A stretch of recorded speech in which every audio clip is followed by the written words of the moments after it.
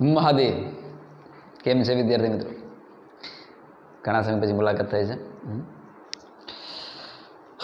તબિયત સારી ન હોવાના કારણે આપણે થોડાક દિવસ હમણાં વિડીયો બંધ હતા. રાઈટ, આજે ફરીથી ધીરે ધીરે સ્ટાર્ટ કરશું. ચેપ્ટર નંબર 13 ન્યુક્લિયસમાં આપણે છેલ્લે એક બહુ અગત્યનો ટોપિક શીખી ગયા હતા, ન્યુક્લિયસની બંધન ઉર્જા અને ન્યુક્લિયોન દીઠ બંધન ઉર્જા. અને એના પરથી આધારિત એક એનસીઈઆરટીમાં જે આલેખ આપ્યો છે, આ પ્રકારનો આલેખ. રાઈટ, તમારી ટેક્સ્ટ બુક ઓપન કરો અને એ ટેક્સ્ટ બુકમાં એનસીઈઆરટીમાં આલેખ જે પેજ પર છે ખોલો, પછી આપણે એની ચર્ચા કરીએ.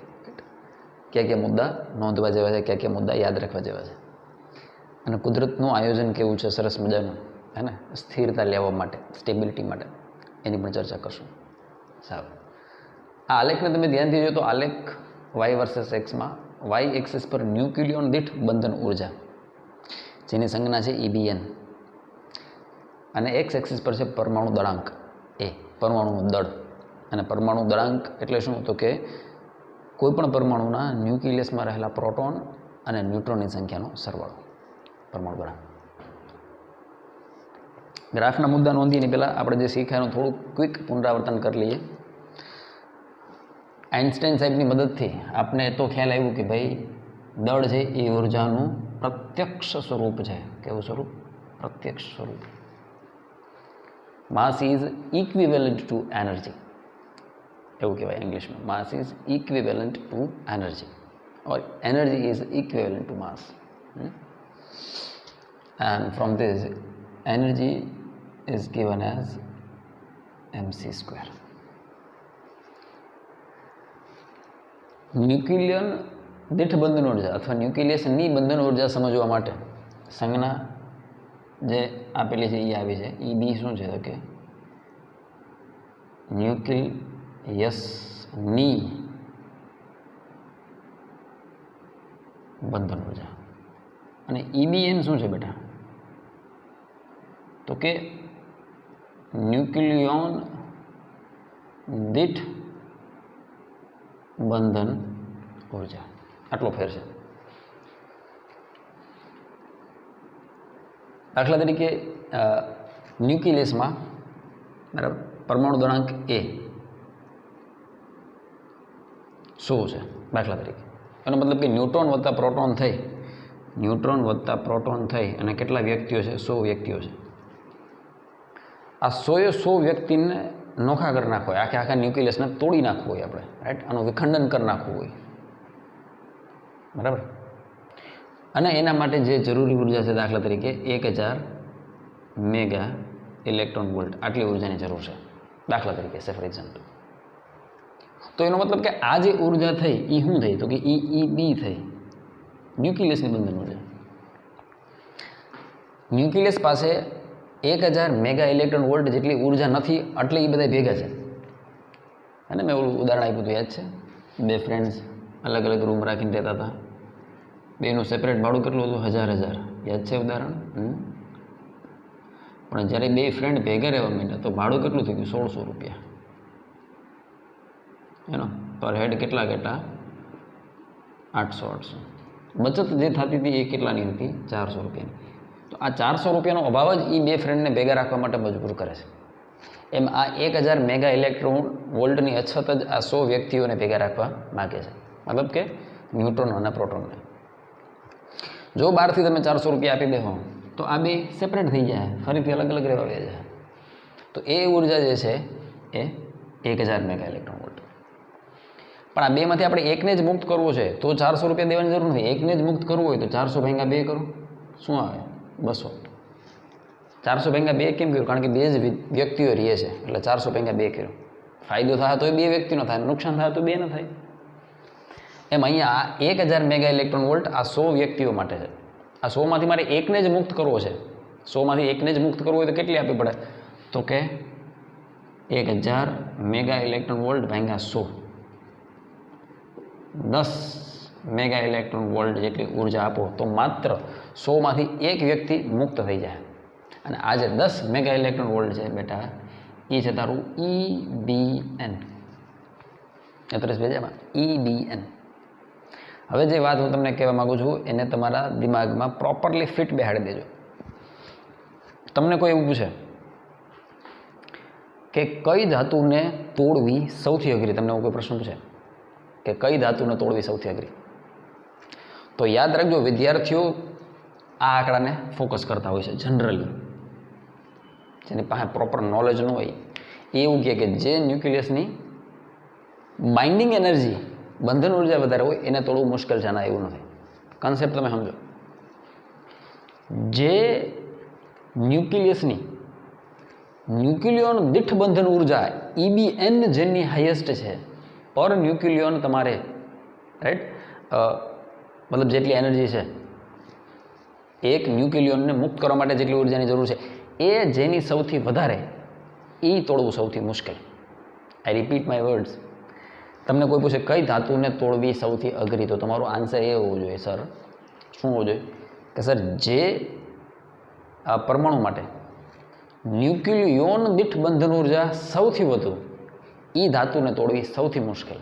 અને આ ગ્રાફ પરથી તમે જોઈ શકો છો કે હાઈએસ્ટ આ ગ્રાફ કેનો છે, ન્યુક્લિયોન દીઠ બંધન ઉર્જા EBN વર્સિસ પરમાણુ દળાંક એનો છે, બરાબર. તો હાઈએસ્ટ જે છે બેટા એ ફેરસ માટે છે, લોખંડ માટે 8.75 મિલિયન ઇલેક્ટ્રોન વોલ્ટ. એટલે આપણે બધાને ખબર છે સૌથી અઘરું તોડવું કેને છે, લોખંડને. કારણ કે Fe56નો બાઇન્ડિંગ એનર્જી પર ન્યુક્લિયન 8.75 મિલિયન ઇલેક્ટ્રોન વોલ્ટની આસપાસ છે. એને તોડવું સૌથી વધારે ડિફિકલ્ટ છે. બીજી કોઈ એવી ધાતુ નથી કે જેનો EBN એટલો ઊંચો હોય. અત્યારે ભેજામાં આ કે ના. તો આ કન્સેપ્ટની આપણે ચર્ચા કરી ગયા હતા, બરાબર. હવે બીજી એક વસ્તુ આ યાદ રાખજે, હું ગુજરાતીમાં લખી નાખું, હા ગુજરાતીમાં, તો જ ફિલિંગ આવશે, કન્સેપ્ટ પકડમાં આવશે. આ ખબર પડી ન્યુક્લિયસની બંધન ઉર્જા અને ન્યુક્લિયોન દીઠ બંધન ઉર્જામાં હું દેશી ભાષામાં કહું ને મોટા, તો ન્યુક્લિયસની બંધન ઉર્જા EB છે ને એ હાગમટે છે, હાગમટે આખા પરિવારની, આખા ન્યુક્લિયસની, હે ને. હાગમટે એટલે બધો આવી જાય, અને એક જણાને જમવાનું તો એકને જ જવું પડે, તો એક જણાને જવું એ કોણ, EBN. આવે છે પેલી આ કે ના. સારું, આને પૂછી નાખું.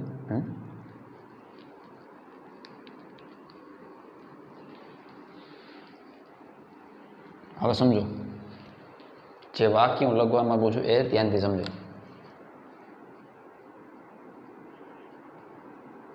તત્વની સ્થિરતા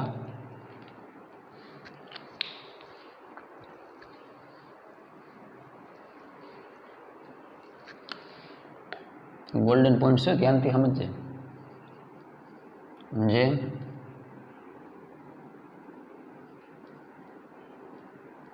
પરમાણુ માટે,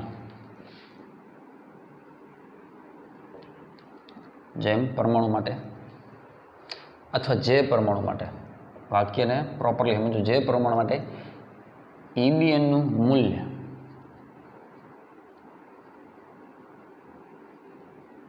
સૌથી વધુ, જે પરમાણુ માટે EBNનું મૂલ્ય સૌથી વધુ, તે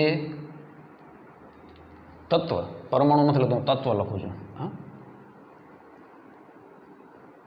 જે તત્વ માટે EBNનું મૂલ્ય સૌથી વધુ, તે તત્વને તોડવું, તે તત્વને તોડવું વધુ મુશ્કેલ તથા તે તત્વ એટલું જ વધુ સ્થાયી. આ ત્રણેય એકબીજાના અનુસંધાને છે. હવે શોર્ટકટમાં આવું યાદ રાખજો, જેમ EBN વધુ તેમ તત્વને તોડવું અઘરું, તેમ તત્વ સ્થાયી. આ બે ક્રમને તમે બદલાવી શકો. આ બે ક્રમ, આને તમે આને આગળ લખી શકો અને આને પાછળ લખી શકો, કાંઈ ફેર નહીં પડે. જેમ EBN વધુ એમ તત્વો વધારે સ્થાયી, તેમ તત્વ વધુ સ્થાયી, તેમ તત્વોને તોડવું અઘરું. અથવા અમે કહીએ કે જેમ EBN વધુ તેમ તત્વોને તોડવું અઘરું અને માટે તત્વ વધુ સ્થાયી.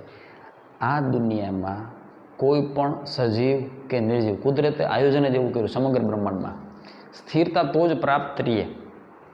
સ્થિરતા દરેક વ્યક્તિને સ્થિરતા પ્રાપ્ત છે. દરેક વ્યક્તિને સ્થિરતા પ્રાપ્ત છે.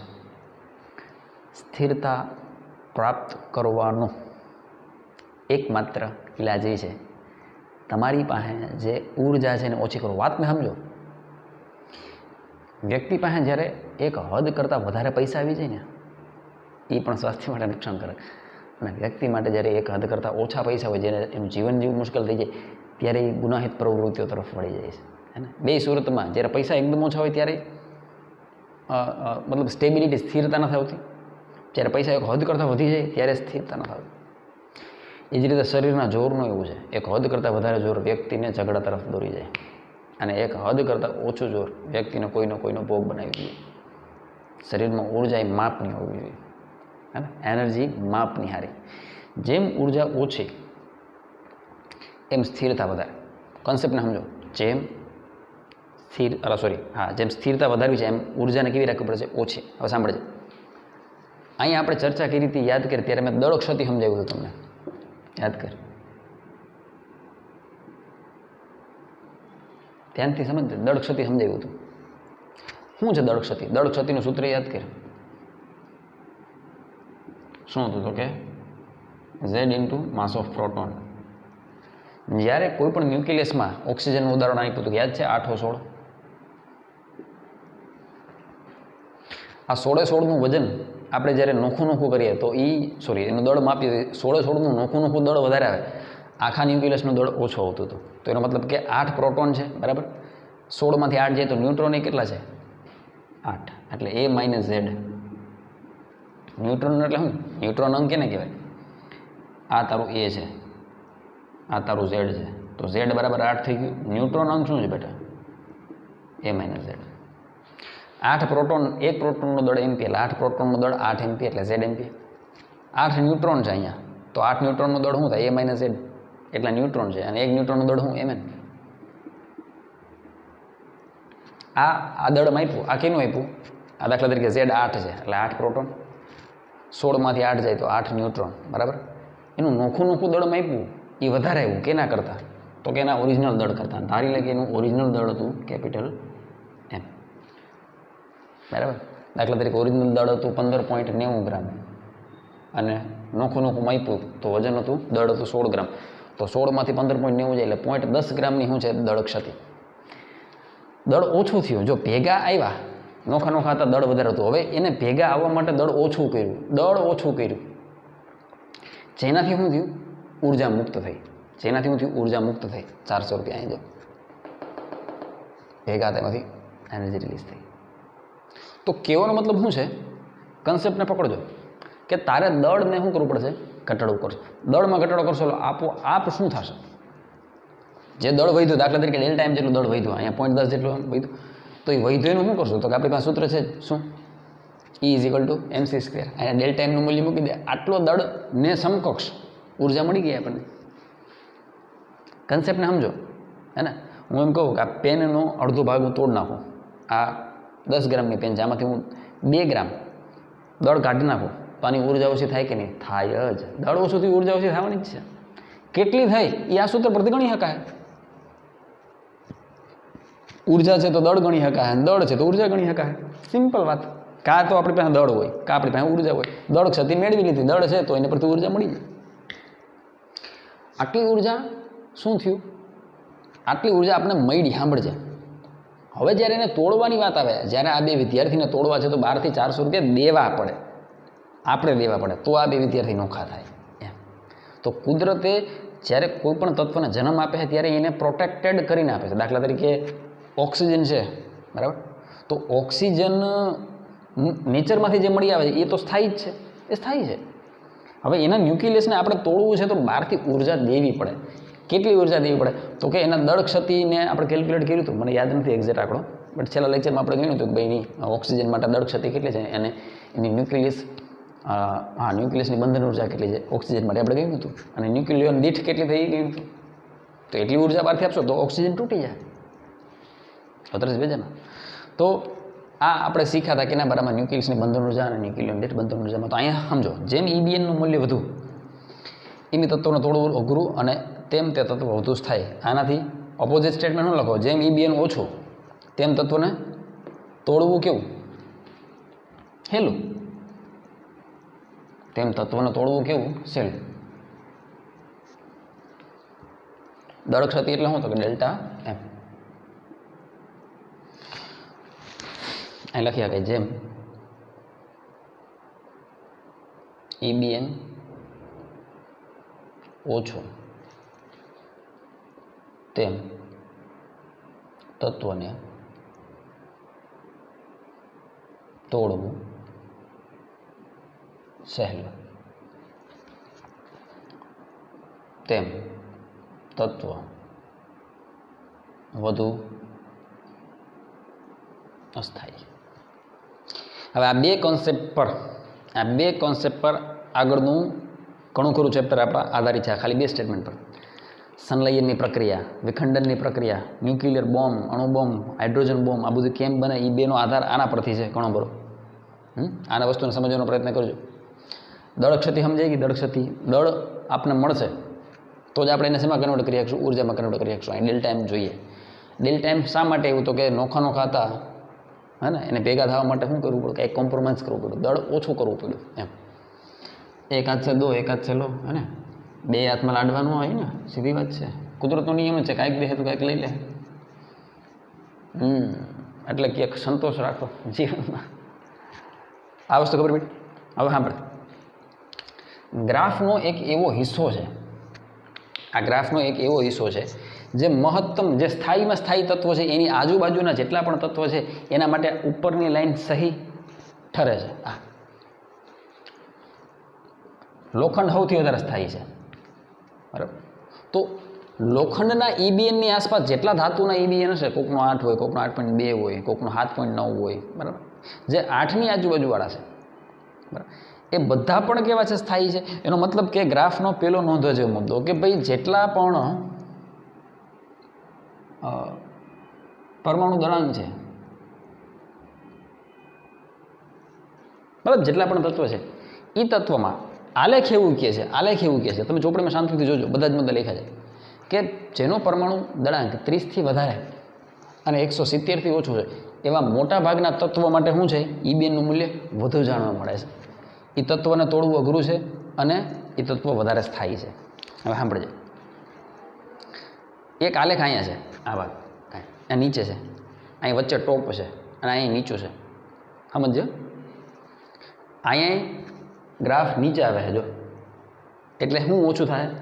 EBNનું મૂલ્ય ઓછું થાય. કેમ? કારણ કે આ ગ્રાફ જેમ નીચે આવે એમાં આ મૂલ્ય ઘટે ને બેટા. આમ EBN જો ઘટતું જાય ઉતરેશ ભેજામાં, તો ક્યાં રહેવામાં ભલાઈ છે? તો કે ગ્રાફમાં વચ્ચે રહેવામાં ભલાઈ છે. કેમ? તો કે વચ્ચે જ એક એવો ભાગ છે, ક્યાં? 30થી 170ની વચ્ચે. જો એની વચ્ચે પરમાણુ દળાંક આવતો હોય કોઈ તત્વનો, તો એવા તત્વો મોટા ભાગે સ્થાયી હોય છે, કારણ કે એનું EBNનું મૂલ્ય આલેખ એવું કહે છે કે વધારે છે. તમને એમ થાય કે સાહેબ આપણે EBN કેમ મેળવ્યું છે? તો કે બધાને આપણે ખબર છે, પરમાણુ દળાંક ખબર છે, સોરી, પરમાણુ ક્રમાંક અને પરમાણુ દળાંક બે ખબર છે દરેક તત્વ માટે, પૃથ્વી પર જેટલા એક્ઝિસ્ટન્સમાં છે. તો બધા માટે આપણે દળ ક્ષતિ ગોતી લીધી, દળ ક્ષતિ ગોતી લઈએ, આ સૂત્રમાં મૂકી દઈએ, ઉર્જા મળી ગઈ. એટલે એક ન્યુક્લિયન દીઠે મળી જાય ને કુલે મળી જાય. એટલે આપણી પાસે મૂલ્ય તો હતા, એને આપણે ગોઠવી દીધા. તો દુનિયાનું દરેક તત્વ શું પ્રયાસ કરશે? તો કે એ આની વચ્ચે રહીએ. હવે આની વચ્ચે આવવા માટે ગ્રાફ એવું કહે છે બે રસ્તા છે, જોજે શાંતિથી.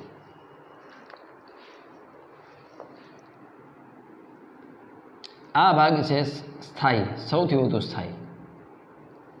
એનો મતલબ કે 30 કરતાં જેનો પરમાણુ દળાંક ઓછો છે એ પણ અસ્થાયી છે, જે આ વિભાગમાં પડે છે અહીંયા. શાંતિથી સમજે.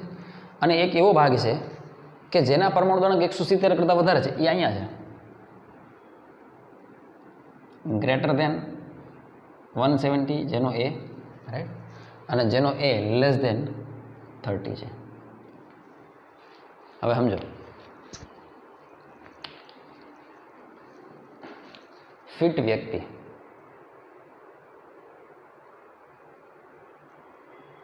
અહીંયા છે, જાડા વ્યક્તિ. હા મળે, આના જેવું ઉદાહરણ તને દુનિયામાં ક્યાંય નહીં મળે. પાતળા વ્યક્તિ. દુનિયામાં કોઈ પણ માણસ છે એને શું થવું છે? સ્થાયી. સ્થાયી કોણ થઈ શકે? તો કે ફિટ વ્યક્તિ. હવે હાવ દેશી ભાષામાં મારે કાંઈ શીખવાડવું નહીં પડે, તને ઓટોમેટિક આવડી જાય ઉદાહરણ પરથી. જાડા વ્યક્તિ કઈ રીતે ફિટ થઈ શકે? કઈ રીતે ફિટ થાય? સાચો જવાબ, વજન ઓછું કરી, દળ ઘટાડે. એનો મતલબ કે જે ન્યુક્લિયસો 170થી ઉપર છે, મોટા મોટા ન્યુક્લિયસ છે, જેનું દળ, જેનું કદ, જેનું પરિમાણ વધારે છે, એ તત્વ મોટું ન્યુક્લિયસ છે, એ તત્વ છૂટું પડી નેચરમાં આપોઆપ એવી પ્રક્રિયા થાય, છૂટું પડશે અને બે સ્થાયી તત્વોમાં પરિણામશે. હે ને? એક 250 કિલોનો વ્યક્તિ હતો, વધી ગયો. એક 125 કિલોનો વ્યક્તિ હતો. જો એનું વજન ઘટાડી નાખે, દાખલા તરીકે આપણે એક રેન્જ બાંધી હતી કે ભાઈ ફિટ વ્યક્તિ કોણ હતો? કે ભાઈ 60થી લઈ અને 85 કેજી જેનું વજન છે ને, એ વ્યક્તિઓ બધા ફિટ છે. બરાબર? તો જેનું વજન 125 કિલો છે, એ સીધી વાત છે, 125 કિલોમાંથી બે માણા થાય એ રીતે ના સમજવાનું. અહીં તો ન્યુક્લિયસ તો બે ન્યુક્લિયસ થઈ જાય. બરાબર? પણ અહીંયા એવું સમજીએ કે એક જાડો વ્યક્તિ જો એનો અમુક વજનનો ભાગ ઓછો કરી નાખે તો એ આ રેન્જમાં આવી શકે. તો આ જે વજન ઘટાડવાની પ્રક્રિયા છે એને આપણે આપણી ફિઝિક્સની ભાષામાં ન્યુક્લિયસ તૂટવાની પ્રક્રિયા કહેશું. અને કેવી ઘટના થાય કે એક મોટું દાખલા તરીકે U-238 છે, યુરેનિયમ છે. તો યુરેનિયમ જ્યારે તૂટશે તો એ ક્રિપ્ટોન અથવા બીજું કોઈક તત્વ છે, એવા અલગ અલગ તત્વના બે પરમાણુઓમાં વિભાજિત થઈ જાય. મતલબ બે અલગ અલગ તત્વોમાં વિખંડિત થઈ જાય. તો બે જે નવી બોડી બની એ બેના પરમાણુ ક્રમાંક ક્યાં છે? આની વચ્ચે, અહીંયા ઉતરે છે. દાખલા તરીકે 125 કિલોના હું બે ભાગ કરી નાખું, એકનો ભાગ કરી દઉં 60 અને એકનો ભાગ કરી દો 165. તો આ હેવી ન્યુક્લિયસ હતું. એ હેવી ન્યુક્લિયસમાંથી એક ન્યુક્લિયસ એવું બન્યું કે જેનો પરમાણુ દળાંક 60 છે, આવી ગયો રેન્જમાં. એક પરમાણુ દળાંક 65 છે, આવી ગયો એની રેન્જમાં. હા કે ના? ઉતરે પેજામાં. હવે સાંભળો, આ જે પ્રક્રિયા થઈ, આ પ્રક્રિયા કેવી પ્રક્રિયા થઈ? જોડવાની કે તોડવાની? તો કે જાડા વ્યક્તિને તોડ્યો, તો તોડવાની પ્રક્રિયાને બેટા ગુજરાતીમાં કહેવાય વિખંડન, ઇંગ્લિશમાં કહેવાય ફિશન. અમુક ફિઝન બોલે, અમુક ફિશન બોલે, જે બોલો તે ફિશન. બરાબર? આ વિખંડનની પ્રક્રિયાથી બને અણુ બોમ્બ. એ શીખવાડે છે જ્યારે આપણે શીખશું ત્યારે ન્યુક્લિયરમાં ચેન રિએક્શન એવું બધું. છેલ્લો ટોપિક આ ચેપ્ટરનો, ન્યુક્લિયર રિએક્ટર. ત્યારે પણ આવે છે કોન્સેપ્ટ, પકડમાં આવે છે, મજા આવે છે, ફિલિંગ આવે છે. એક જાડો વ્યક્તિ છે તો એ બે વ્યક્તિમાં વિભાજિત થઈ ગયો અને સ્ટેબલ થઈ ગયું. તો આ પ્રક્રિયાને શું કહેવાય? વિખંડન, તોડવું. અને વિખંડનમાં શું મુક્ત થશે? ઉર્જા મુક્ત થશે. ઉર્જા મુક્ત થશે, યાદ રાખજે. ચાહે જોડવાની પ્રક્રિયા હોય કે તોડવાની પ્રક્રિયા હોય, આ વસ્તુ યાદ રાખજે. એનર્જી શું થાય? રિલીઝ થાય. યાદ રાખજે. તો જ એક પ્રક્રિયા કરવાનો ફાયદો છે ને. એક વસ્તુ તમે સમજો, દાખલા તરીકે તમે અણુબોમ્બ ફોડો છો, એવું ન કરવું જોઈએ. બટ દાખલા તરીકે અમેરિકાએ જાપાન પર અણુબોમ્બ ફેંક્યો, તો અમેરિકાનો શું સ્વાર્થ હતો? તો કે આ જે માસ છે, બોમ્બ છે એટલે માસ સ્વરૂપમાં છે ને, એ માસની અંદર શું છે? ઉર્જા છે. એ માસની અંદર ઉર્જા છુપાયેલી છે, કેમિકલ છે, રાઈટ? એવું બધું છે. આ બોમ્બ જ્યારે ફૂટ્યો, જાપાનમાંથી ફૂટ્યો તો આખું જાપાન સાફ થઈ ગયું. બરાબર? બે બોમ્બમાં તો હકી લીધું. તો આટલી બધી જે એનર્જી મળી એ આપણો સ્વાર્થ હતો ને. આપણી પાસે દળ હતું તો દળનો આપણે શું સ્વાર્થ, શું આપણે બેનિફિટ શું? તો કે દળમાંથી જ્યારે આ એનર્જી કન્વર્ટ થઈ તો આપણે બેનિફિટ થયો. હવે અમેરિકાને બેનિફિટ થયો. શું? તો કે એને જે જાપાનનો નકશો સાફ કરવો તો એ સાફ કરી નાખ્યો. એવું ન કરવું જોઈએ. બરાબર? પણ એવું કર્યું કેમ? એનો સ્વાર્થ હતો કારણ કે એને ભરપૂર માત્રામાં ઉર્જા જોતી હતી. એનો મતલબ કે જ્યારે આ કન્વર્ઝન થાય, ક્યાં? જોડવાના કે તોડવાના, એમાં ઉર્જા શું થાય? મુક્ત થશે, થશે અને થશે. અને એ માણસને ખ્યાલ આવી ગયો. અને માણસ એટલો ખરાબ એનો વ્યક્તિ છે, તમને ખબર છે. એકવાર એને ખબર પડે કે આ આંગળીને વાંકી વાળવાથી ઘી નીકળે છે, તો એ આંગળીને એટલી વાંકી વાળશે કે આંગળી તૂટી ન જાય. કારણ કે મનુષ્ય લાલચી વ્યક્તિ, હે ને? લાલચ છે માણસમાં. તો એ બધું ડિટેલમાં સમજાવીશ જ્યારે આપણે ન્યુક્લિયર રિએક્ટર ભણશું ત્યારે. પણ આ ઉદાહરણ મગજમાં બેઠું સ્થિરતા પ્રાપ્ત કરવા માટે. એક મોટું ન્યુક્લિયસ બે નાના ન્યુક્લિયસમાં તૂટી, બરાબર? એક મોટું તત્વ બીજા અલગ તત્વમાં નવું તત્વ બની જાય, બે અલગ. સ્થિરતા પ્રાપ્ત કરે એને કહેવાય તોડવા. તોડવાને કહેવાય વિખંડન. ફિઝિક્સનો શબ્દ વિખંડન, ઇંગ્લિશમાં કહેવાય ફિશન. હવે એક 40 કેજી વાળો વ્યક્તિ છે ને એક 35 કેજી વાળો છે. આ બે છે એ જો બે જોઈન્ટ થઈ અને 75 કિલોનો વ્યક્તિ થઈ જાય તો એ આ રેન્જમાં આવી જાય. તો આ બે તત્વ ભેગા થઈ અને એક સ્થાયી તત્વનું નિર્માણ કરી શકે તો કુદરતમાં એવો રસ્તો છે. કુદરતમાં સ્થાયિત્વ પ્રાપ્ત કરવાના બે રસ્તા છે. જાડો માણા તૂટી અને સ્થિરતા પ્રાપ્ત કરશે અને બે હલકા માણા વજનમાં હલકા માણસો ભેગા થઈ અને એક સ્થાયી વ્યક્તિનું નિર્માણ કરશે. એટલે બે હલકા ન્યુક્લિયસ જોડાય અને એક સ્થાયી ન્યુક્લિયસની સ્થાપના કરશે. 35 પેજમાં આ પ્રક્રિયાને કહેવાય જોડવું. જોડવા માટે ફિઝિક્સમાં શબ્દ છે સંલયન, ઇંગ્લિશમાં કહેવાય ફ્યુઝન. તમે મ્યુઝિકમાં સાંભળો ને ફ્યુઝન, કન્ટેમ્પરરી ને વેસ્ટ ને પોપ ને આ ને તેને બધું ભેગું કરવું એટલે ફ્યુઝન, સંલયન. રાઈટ? ખબર પડે સ્થાયિત્વ. તો એનો મતલબ કે ગ્રાફમાં જે આ બાજુના તત્વ છે એ બાજુના તત્વમાં સંભાવના એવી છે કે એ તત્વો તૂટી ન હોય કે ઓલરેડી ઓછો વજન છે, હવે શું તૂટે? એમાં પાસે એક જ ઓપ્શન છે, બે જોડાય અને સ્થાયિત્વ પ્રાપ્ત કરે. અને આમાં જે બહુ બોડીવાળા છે એ શું કરશે? તૂટી અને સ્થાયિત્વ પ્રાપ્ત કરવાનો પ્રયત્ન કરશે. તૂટવાની પ્રક્રિયાને વિખંડન કહેવાય, જોડવાની પ્રક્રિયાને સંલયન કહેવાય. બંને પ્રક્રિયામાં નોંધ લખજે, બંને પ્રક્રિયાઓમાં સંલયન અને વિખંડન આ બંને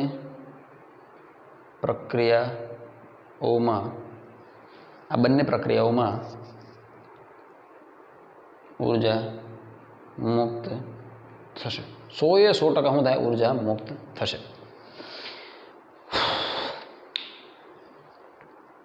હવે એનાથી શું થાય?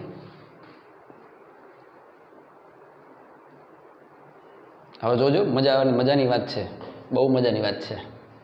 તને હવે આમ લાઈવ ફીલ થઈ જાય કે હા કુદરતનો સ્વભાવ જો, કુદરતનું નેચર જો હું કરી શકે, સ્થાયિત્વ કઈ રીતે પ્રાપ્ત થાય.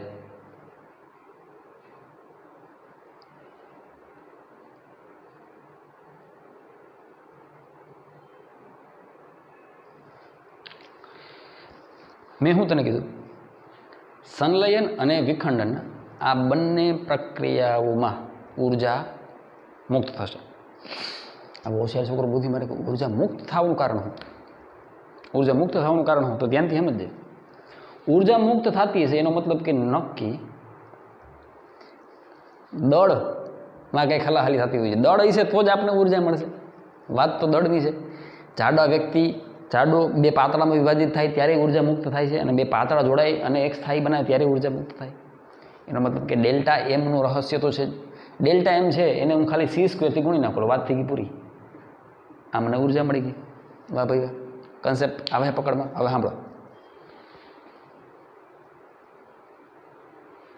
જ્યારે એક તત્વ,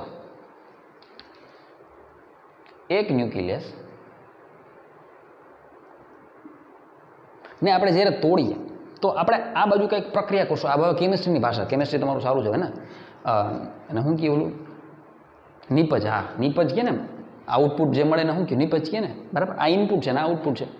તો આ એક જાડું ન્યુક્લિયસ હતું જે બે ન્યુક્લિયસમાં વિભાજિત થયું અને પ્લસ શું મળી? એનર્જી. હવે એનર્જી ક્યાંથી આવી છે? એનર્જી ક્યાંથી આવી છે? તો કે એનર્જી તો દળમાંથી જ આવે. એનર્જી બરાબર, ગુજરાતીમાં લખું, આ ઉર્જા આવી ક્યાંથી? ક્વેશ્ચનમાં તો જવાબ છે દળમાંથી. દળ મળ્યું ક્યાંથી? ત્યાંથી સમજજે. એક મોટો વ્યક્તિ છે, બરાબર. તમે જોવો ને એનું બોડી એકદમ શેપમાં ન હોય, 6 પેક વાળું બોડી ન હોય, મોટું બધું પેટ હોય, ફેમિલી પેક. પેટ ફેમિલી પેટ. હવે જ્યારે તૂટવાની પ્રક્રિયા થાય, 39 પેજ, એક જ બેઝિક એક્ઝામ્પલથી તને ખ્યાલ આવી જાય કે આનું વજન 100 ગ્રામ હતું. 100 ગ્રામ. આનું વજન છે 45 ગ્રામ. આનું વજન છે 48 ગ્રામ. તો 48 ને 45 તમે ટોટલ મારશો એટલે કેટલું થઈ જાય? 95. એટલું જ થાય ને. એટલે 95 હું 3, આમાં 5 ને આના 3 એટલે હા 3, 8 ને 5 13 ગણ લો. 8 ને એક કાંઈ વાંધો નહીં, 3 બરાબર છે. ટોટલ ગ્રામ, ટોટલ કેટલું હતું? ટોટલ કેટલું હતું? આનો 48 રાખો, આનો 47 રાખો. આ 100 ગ્રામના આ કેટલું થઈ ગયું? 95 ગ્રામ. તો તાળો મળવો જોઈએ ને. પહેલાં 100 ગ્રામ હતું તો પછી 100 ગ્રામ, કારણ કે સમગ્ર બ્રહ્માંડનો ઉર્જાનો કુલ જથ્થો તો અચળ જ છે. તો જ્યારે આ વિભાજન થયું ને બેટા, 100માંથી 48 અને 100માંથી 95, તો બાકીના જે 5 ગ્રામ વિધા એ શેમાં? મેં કીધું ને ઉર્જા ક્યાંથી આવી? એ 5 ગ્રામ શેમાં કન્વર્ટ થઈ ગયા? ઉર્જામાં કન્વર્ટ થઈ ગયા. એટલે તોડવાની પ્રક્રિયામાં તો આપણે શું મળે? ઉર્જા મળે. એ વાત તો ક્લિયર થઈ ગઈ. હા, અને બીજો ફાયદો શું થયો કે આ 100 ને તોડવા માટે જે ઈબીએનનું મૂલ્ય હતું, દાખલા તરીકે સમજજે, આ 100 ને તોડવા માટે જે ઈબીએનનું મૂલ્ય હતું એના ઈબીએનના મૂલ્ય કરતાં આ બેના ઈબીએનના મૂલ્ય વધારે હશે. યાદ રાખજે, આના કરતાં આનું ઈબીએનનું મૂલ્ય વધારે જ હોય. અને આપણે શું કહી દઈએ? પ્રક્રિયક એવું કંઈક કહેવાય ને, મને એક્ઝેક્ટ નથી કહેવાતું. આને શું કહેવાય? નિપજ. સમજશે? તો નિપજનો ઈબીએન પ્રક્રિયકના ઈબીએન કરતાં વધારે જ હોય. તું કે સાહેબ એવું શું કરવા? જો ભાઈ એવું ન થતું હોય, કોઈ પણ વસ્તુ સ્થાયી છે એનો મતલબ શું? એનો ઈબીએન વધારે છે. તો આનો ઈબીએન 7 હોય દાખલા તરીકે, તો એનો મતલબ 12થી આને 7 જેટલી ઉર્જા આપશો તો તૂટી જાય. તો એનો મતલબ કે આનો ઈબીએન કેટલો હોવો જોઈએ? જો 7 કરતાં ઓછો હોય કે 7 જેટલો હોય તો તોડવાનો ફાયદો શું? એનો ઈબીએન 7.5 હોય તો બેનિફિટ છે. કેમ? તો કે આના કરતાં આ વધારે સ્થાયી છે. કેમ? વાંચ વાક્ય. જેમ ઈબીએન વધુ તેમ તત્વને તોડવું અઘરું, તેમ તત્વ સ્થાયી. ઉતરેશ ભેજા, દેશી ભાષામાં હું તને કહું ને તો એક વસ્તુમાં તમે દાખલા તરીકે રૂ ભરો છો, એક ઓલામાં, બરાબર, એક બોક્સમાં રૂ ભરો છો. તો રૂ કેવી વસ્તુ છે કે જે જગ્યા વધારે રોકે, પણ એનું વજન તમે કરો તો ઓછું થાય. પણ એ જ રૂને આપણે મતલબ એનું દળ વધે એવું કંઈક કરવું છે, જગ્યા એટલી છે, દળ વધે એવું કંઈક કરવું, તો આપણે શું કરીએ? દેશી ભાષામાં કહીએ ઠાહીને ભરો. તો ઠાહીને જ્યારે તમે ભરશો તો ઓટોમેટિક એની દ્રઢતા શું થતી જાય? મજબૂત થતી જાય. એમ અહીંયા ધ્યાનથી જો, જ્યારે આ 100 ગ્રામ આ 48 ગ્રામમાં વિભાજિત થયું, કે આ 100 ગ્રામ જ્યારે 47 ગ્રામમાં વિભાજિત થયું, તો એ ન્યુક્લિયસ કેવું થઈ ગયું? નાનું થઈ ગયું. નાના થવાથી એનું જે દળ છે એ શું થઈ જાય? આપણે દેશી ભાઈ ઠાહીને ભરેલું એવું મજબૂત થઈ જાય. એટલે આના કરતાં આને તોડવું કેવું થઈ જાય? અઘરું થઈ જાય. યાદ રાખજે, મોટી વસ્તુને તોડવું સહેલું હોય, પણ જેમ વસ્તુ નક્કોર અને નાની થતી, દાખલા તરીકે સ્ટીલના નાના નાના છરા આવે, આખો ફૂલ લોડેડ ટ્રક એ સ્ટીલના નાનકડા છરા પરથી પસાર થાય, પણ એને તોડી નથી શકતો. કેમ? કારણ કે એ એટલું નક્કર છે કે એને તોડવું અઘરું છે. હવે ફિલિંગ હું કહેવા માગું છું, તો આના જ્યારે વિભાગ થયા તો કુદરતમાં એવું આયોજન છે કે આના કરતાં આનો ઈબીએન વધારે હોય તો એ પ્રક્રિયા થાય, નકર બેનિફિટ શું?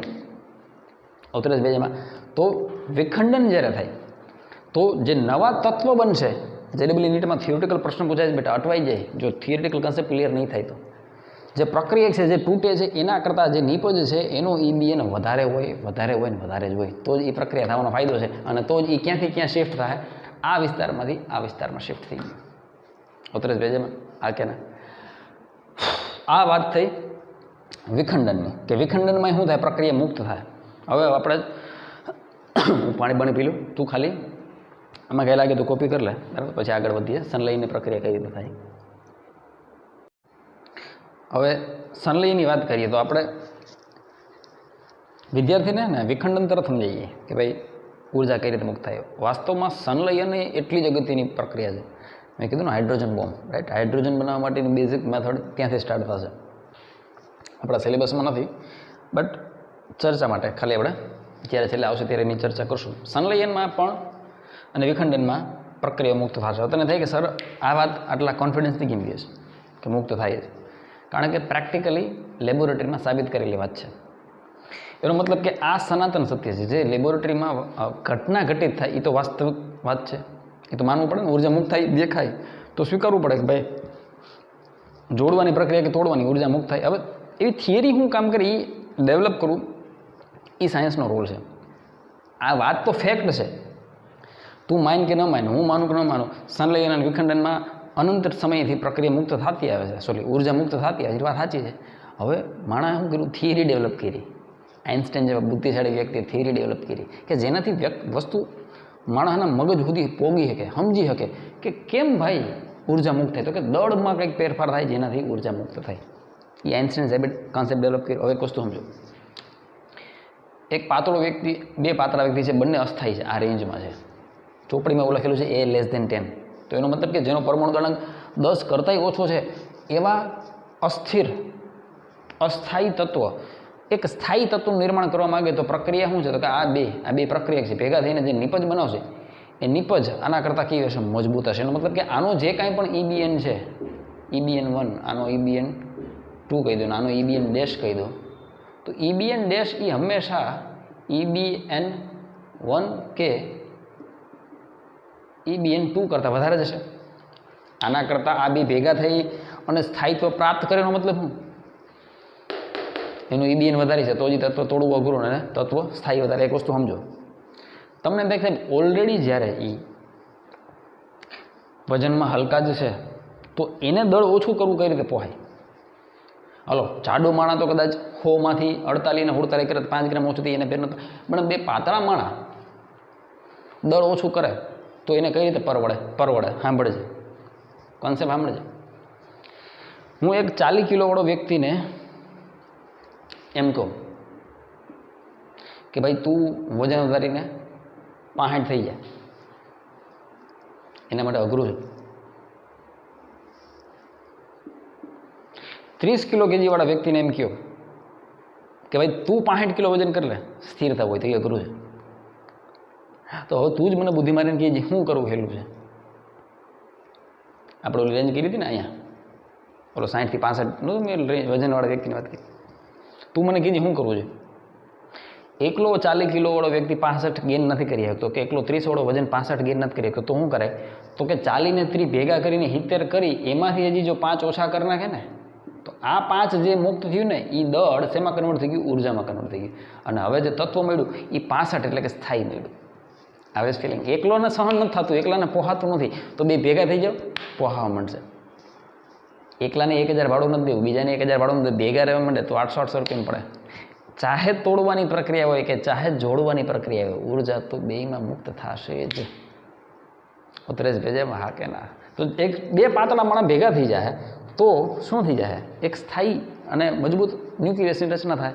તો સીધી મારે તને કોન્સેપ્ટ એ જ શીખવાડવો છે કે દાખલા તરીકે એક મોટું ન્યુક્લિયસ તૂટ્યું અને નવા ન્યુક્લિયસ બે બન્યા જે સ્થાયી છે, તો એનો EBN છે, આ જે તૂટ્યું એના EBN કરતાં આનો EBN વધારે જ હોય. ચોપડીમાં એવું લખ્યું કે 240 જ્યારે તૂટે, તારી NCERTનું ઉદાહરણ કહું કે 240નો EBN છે, એમાં દાખલા એને ખાલી વાક્ય લખ્યું છે, હું તને આંકડાથી સમજાવું કે 240નો EBN 7 છે, તો 240માંથી જે બે 120 બન્યા એનો 7.5 જ હોય તો જ બેનિફિટ છે.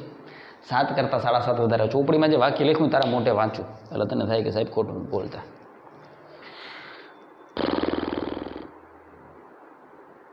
ચોપડીનું વાક્ય પેજ નંબર 445 પર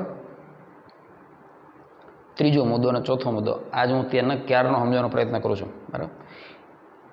એમાં જે ત્રીજો મુદ્દો છે ને એ આવતા લેક્ચરમાં સમજાઈશ, કારણ કે એ ત્યાં આવે જ નહીં વાસ્તવમાં. એ મુદ્દો એ ન્યુક્લિયર બળનો મુદ્દો છે. ન્યુક્લિયર બળ સમજાઈશ ને ત્યારે એનો ત્રીજો મુદ્દો હું આવતા લેક્ચરમાં સમજાઈશ. તારે એમાંથી કયા મુદ્દા આજે સમજવાના છે? તો કે પેજ નંબર 444 પર જે આલેખ છે એ કાયદેસર સમજવાનો છે, બરાબર. અને હા, મુદ્દા નંબર 1 ફેરબુકમાં લખવાનો છે, 2 બરાબર લખવાનો તો બધા જ છે કાયદેસરમાં, 1 2 3 4 5 જેટલા છે બધા. પણ જો ત્રીજા નંબરનો જે મુદ્દો છે ને, બીજા નંબરનો આ બે અવલોકનો પરથી આટલા નિષ્કર્ષ તારવી શકે, એ નિષ્કર્ષમાં બીજો મુદ્દો, બરાબર. જે પેલું છે ને આપણે એમાં બળની આંતરિયાળને કંઈક એવી ચર્ચા કરી છે, બહુ વાહિયાત ભાષામાં લખેલું, પણ હું ઇઝી ભાષામાં તને સમજાવીશ, એ ચિંતા કરવા, બરાબર. એમાં ત્રીજો મુદ્દો વાંચું છું.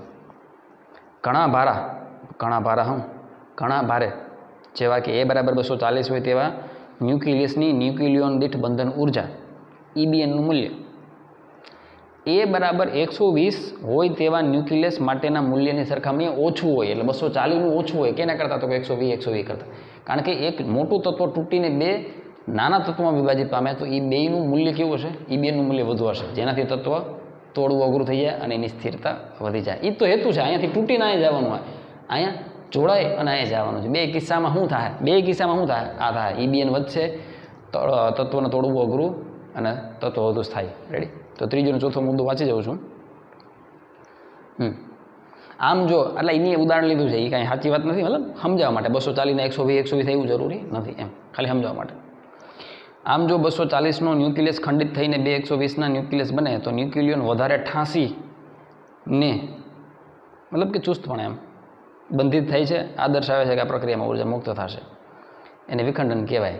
આપણા માટે ખૂબ કામનું જાયમાં ખબર છે ને. કે પછી એવું લખે છે A<10 માટે ન્યુક્લિયસ ભેગા થઈ અને ભારે ન્યુક્લિયસ બનાવે તેમ વિચારો નહીં. હું તમને પ્રક્રિયા જ આપણે આવશે ભણવામાં.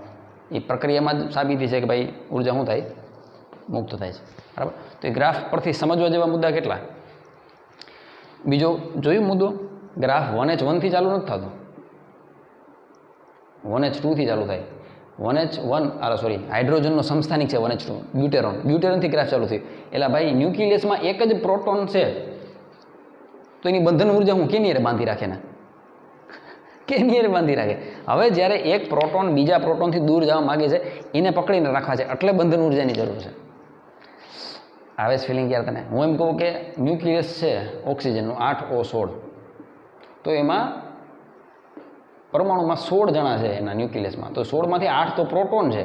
તો 8 પ્રોટોન પોઝિટિવ વિદ્યુતભારિત પણ છે. પોઝિટિવથી શું થાય? દૂર જવા માંગે. એટલે એને ભેગા પકડી રાખવા માટે શેની જરૂર છે? બંધન ઉર્જાની જરૂર છે. તો બંધન ઉર્જાનો આલેખ 1H2 થી ચાલુ થાય, કારણ કે 1H1માં તો એક જ પરમાણુ છે. આની બંધન ઉર્જા કેની છે? આની બંધન ઉર્જા ન હોય. એક જ છે તો શું બંધન ઉર્જા? આગળ બે હોય તો બેને પકડી રાખવા માટે બંધન ઉર્જાની જરૂર છે. એક રૂમમાં એક વ્યક્તિ રહે તો એનું ભાડું 1000 હોય તો શું, અને 800 હોય તો શું? 1000 ને 800 ક્યારે થયા? 2000 વાળા ભેગા થાય તો 800 રૂપિયાની વાત આવે ને. એકલો જ માણસ હે તો પ્રશ્ન જ ક્યાં હે? દોસ્તાર જ એને મળ્યો નહીં કોઈ તો શું કરે? 1000 વાળામાં જ રહેવું પડે ને ફરજિયાત. એટલે આલેખની શરૂઆત 1H2 થી થાય. માર્ક કરવા જેવો મુદ્દો. બીજો મુદ્દો શું શીખ્યા? તો કે આ રેન્જ આપી છે. આ રેન્જમાં સૌથી વધારે આપણને સ્થાયી જોવા મળે છે. 30 કરતાં ઓછા માટે અસ્થાયી, 170 કરતાં વધારે માટે અસ્થાયી. 3 મુદ્દા જાણવા જેવા મળ્યા. ચોથો મુદ્દો એ મળ્યો, લોખંડનો હાઈએસ્ટ છે, એટલે એ જો ગ્રાફમાં સૌથી ઉપર છે.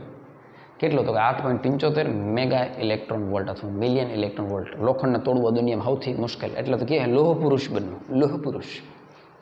કારણ શું? તો કે લોહ પુરુષનો EBN કેટલો છે? 8.75 મેગા ઇલેક્ટ્રોન વોલ્ટ. ફરીથી કહું છું, આલેખ કેનો છે? ન્યુક્લિયન દીઠ બંધન ઉર્જા વર્સિસ પરમાણુ દળાંક. આલેખના નોંધવા જેવા મુદ્દા, A 30 અસ્થાયી તત્વ, A 170 અસ્થાયી, 30થી મોટા ને 170થી નાના સ્થાયી. બરાબર?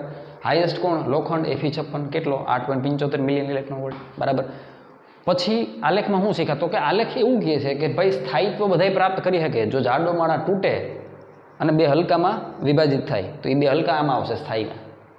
બે પાતળા ભેગા થઈ અને એક મજબૂતનું નિર્માણ કરી શકે. તો જે તોડવાની પ્રક્રિયા છે એને વિખંડન કહેવાય. એમાં ઉર્જા મુક્ત થાય. મારે તને આટલું શીખવાડું છે. આ જેડબલી નીટ મળે છે, આ કામનું છે એટલું. ટેન બસ આટલું આવડી ગયેલું ઘણું. એના ગ્રાફમાં મેં મુદ્દા કીધા એટલું આવડેલું ઘણું. હવે NCERTમાં લખેલું છે, વાંચજે. પેલા બીજા મુદ્દાને વાત કરતા વાંચજે. તારી રીતે તને કાંઈ સમજાય તો આવતા લેક્ચરમાં મજા આવશે. નકરું સમજાવીશ. સંતૃપ્તતાનો જે ગુણધર્મ છે ને એ ન્યુક્લિયર બળમાં સમજાવીશ તને. રેડી? ચાહે જોડો ચાહે તોડો, બંનેમાં ઉર્જા શું થાય? મુક્ત થાય. મેં મારી રીતે એક્ઝામ્પલથી સમજાવવાનો પ્રયત્ન કર્યો, દેશી ભાષામાં આવો. બરાબર? આ ઉદાહરણ પોસિબલ હોય તો સમજવાનો પ્રયત્ન કરજે અને એ પ્રશ્ન તૈયાર કરી નાખજો આલેખ વડે. રેડી? આમાં કાર્બન અને ઓક્સિજન જેમ પરમાણુ ક્રમાંક દળાંક લાઈનમાં વધતા એ પ્રમાણેનો આલેખ આપ્યો છે. રેડી? હવે આ વિડીયોની કેપેસિટી પૂરી થઈ ગઈ ને મારી પણ. આ વિડીયોમાં શુદ્ધ રાખશું. મહાદેવ.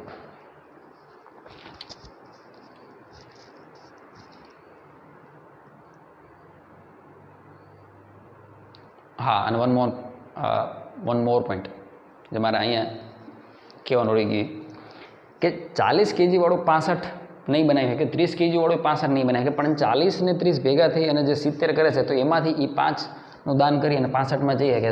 તો એનો મતલબ કહેવાનો મતલબ શું છે કે ચાહે સંલયનની હોય કે વિખંડનની પ્રક્રિયા, બેમાં એનર્જી શું થશે?